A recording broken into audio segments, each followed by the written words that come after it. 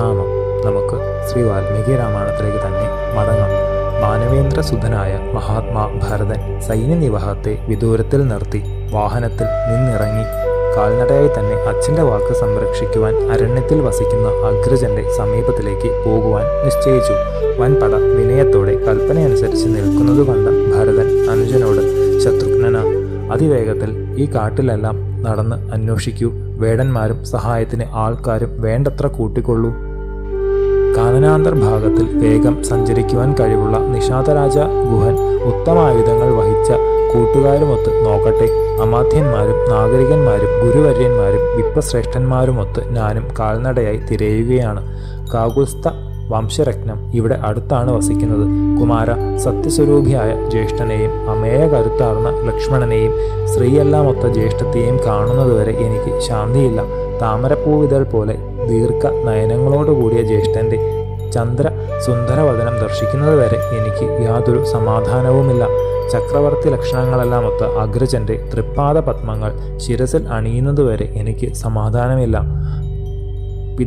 പിതാക്കന്മാരുടെ ഭരണ തണലിൽ അഭിവൃദ്ധിയാർന്ന അയോധ്യ രാജ്യത്തിൻ്റെ അതിനായകനായി രത്നസിംഹാസനത്തിൽ ഇരുന്ന് നമ്മുടെ ജ്യേഷ്ഠൻ അഭിഷിക്തനാകുന്നതുവരെ എനിക്ക് യാതൊരു സമാധാനവുമില്ല.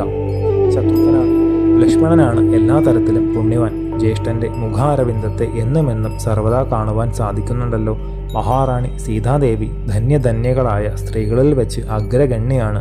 ജനക മഹാരാജ ഋഷിയുടെ അഭിവാദ്യപുത്രി ലോകൈക വീരനായ അഗ്രജനെ സംശയം ലേശമില്ലാതെ പിന്തുടരുന്നുവല്ലോ. ശത്രുഘ്ന, ഈ ലോകത്തിൽ വെച്ച് സുഭഗവും പുണ്യതവുമായി തീർന്നു ചിത്രകൂട പർവ്വതം. നന്ദന വനാരാമത്തിൽ കുബേരൻ എന്ന പോലെ ശ്രീ രഘുവരൻ ആയ ശ്രീരാമൻ വസിക്കുന്നത് ഇവിടെയാണല്ലോ. 8 അടി പുലികളോടുകൂടിയ ഈ ഘോരാരണ്യം കൃതകൃത്യമായി കഴിഞ്ഞു. സർവശാസ്ത്രാഭ്യാസ ചതുരന്മാരിൽ അദ്വിതീയനായ കോദണ്ഡപാണി താമസിക്കുന്നത് ഇവിടത്തിലാണല്ലോ. അമേയ തേജസ്വിയായ ഭരതൻ ഇങ്ങനെ പറഞ്ഞുകൊണ്ട് ഗഹന വനാന്തർഭാഗത്തിലേക്ക് പ്രവേശിച്ചു.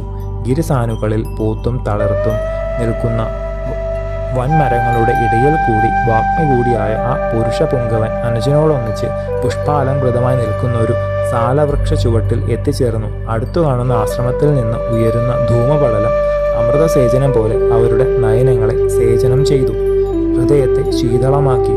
ബന്ധുക്കളോടും ഒത്തുവരുന്ന ഭരതൻ തീർച്ചപ്പെടുത്തി ലോകനാഥനായ ശ്രീരാമചന്ദ്രൻ വാഴുന്നത് ഇപ്പോൾ ഇവിടെയാണെന്ന്. പൊങ്ങുതടിയിൽ കയറിയ ഒരുവൻ മുങ്ങിപ്പൊങ്ങി സമുദ്രത്തിൻ്റെ മറുകരയിൽ എത്തിയതുപോലെ കൃതാർത്ഥനായി സന്തുഷ്ടനായി ജീവിത സാഫല്യം ഏകുന്ന ശ്രീരാമ പുണ്യാശ്രമം ഭരതകുമാരൻ്റെ കണ്ണുകൾക്ക് ലക്ഷ്യമായി. പരിഭ്രമം ഹൃദയത്തെ മതിച്ചു. കാലടികൾ നിലത്ത് ഉറയ്ക്കാതെ വെമ്പിത്തുടങ്ങി. സൈന്യങ്ങളെ മുഴുവൻ അവിടെ നിർത്തി ഗുഹനെ മാത്രം സഹായിയായി കൂട്ടിയ കൈകേയി നന്ദനൻ ബോധം നശിച്ചവനെ പോലെ മുന്നോട്ട് അതിവേഗം നടന്നു. ശത്രുഘ്നനോടൊന്നിച്ച് അഗ്രജാശ്രമത്തെപ്പറ്റി ഓരോന്ന് പറഞ്ഞുകൊണ്ട് സൈന്യങ്ങളെ നിർത്തി അത്യുത്സാഹത്തോടെ പുറപ്പെട്ട ഭരതൻ ഭഗവാൻ വസിഷ്ഠനോട് ഉണർത്തി, ഭഗവാനെ, അമ്മമാരെയും കൂട്ടി അവിടുന്ന് വേഗത്തിൽ വരേണേ. ഭ്രാതൃഭക്തി രൂപം കൊണ്ട പോലെയുള്ള രാജകുമാരൻ വെമ്പിപ്പാഞ്ഞു. ഒപ്പം ശത്രുഘ്നെ പിന്തുടർന്ന് സുമന്ത്രരുമുണ്ട്. ശ്രീരാമ സന്ദർശനത്തിൽ ഭരതനേക്കാൾ ഒട്ടും താഴെയല്ല അമാത്യവര്യൻ. പരിപാവനത്വം മാത്രം പ്രകാശിക്കുന്ന തപസി ജനവാസ പ്രദേശം, മധ്യത്തിൽ പുണ്യസംഹിതമായ ഉടജം അഗ്രജന്റെ വാസസ്ഥാനം. അനുജന്റെ ദൃഷ്ടിക്ക് ലക്ഷ്യമായി മനസ്സിനെ ഏകാഗ്രമാക്കി ധ്യാനിക്കുവാൻ യോജിക്കുന്ന ഒന്നാന്തരം പ്രദേശം. പർണശാലയുടെ അങ്കണത്തിൽ ചെറുതാക്കിയിട്ട വിറക് കിടക്കുന്നു. പലതരത്തിലുള്ള പുഷ്പങ്ങൾ അറുത്തിട്ടിരിക്കുന്നു.